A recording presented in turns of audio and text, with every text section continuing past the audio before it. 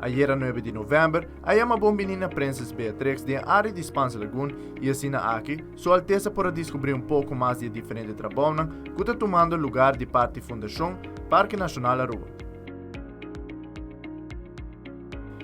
Na 2017, Princess Beatrix faz visita na Aruba Caba e traspassar a área de Spanse Lagoon para Parque Nacional Aruba. E agora, alguns anos depois, para chamar Bombini na Sua Alteza Real vez mais e a demonstrar algum projeto, entre outros modelo de Mars Reef System.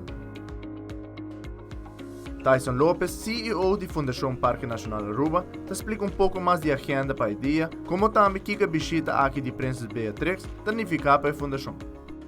De área aqui nós estamos papia eigenlijk over de diferentes projetos que nós estamos fazendo, serando coral artificial que nós estamos fazendo em parte marino, mas também trabalhando riba restauração de mangal. Princess Beatrix é eigenlijk de nossos patrões de natureza, é estima natureza, é eigenlijk também forma parte de DCNA, dus Dutch Caribbean Nature Alliance, e riba essa também nós invitei eigenlijk para vir Aruba, para dar update, para assim nós mostrar aqui o local nós estamos fazendo. Nós estamos aqui na Roitaki primeiro, dus nós estamos bij tiki mas para de balagem para mostrar eigenlijk o projeto de choco, com nós conservando choco, e para já parte mais ainda nós luta de Parque Nacional Arikok mes na Fontaine, para assim nós mostrar eigenlijk outro projeto de introdução de parque que nós vai introduzir.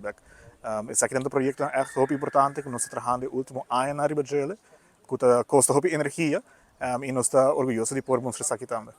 É importante para nós, porque assim, eigenlijk nós estamos a plataforma também para mostrar como o mundo gente eigenlijk, o qual que Aruba está fazendo para a conservação da natureza. Hopi viaja temática de conservação da natureza não está prominente aí. Então, é eigenlijk um momento para nós highlight e mostrar aqui o qual nós estamos fazendo.